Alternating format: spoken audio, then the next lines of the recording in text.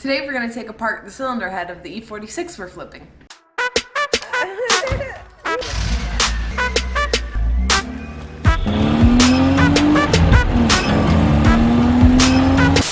Step 1 is cleaning off the workbench. After that we strip the head of all the studs and then we pull out the cams.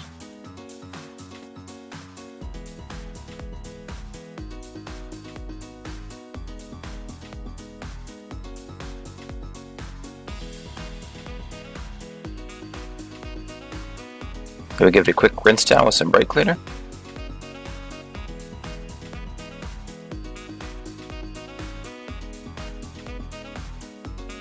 And then we start making our valve train holder. This will basically just keep all the valves in order so we know how to put them back when we're done.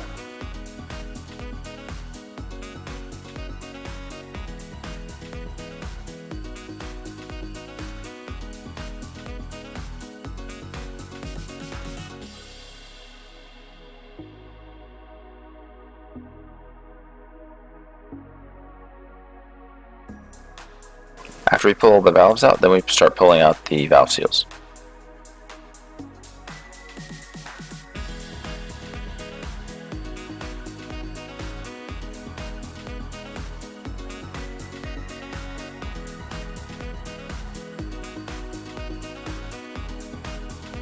Once those are all out, we clean it up real nice.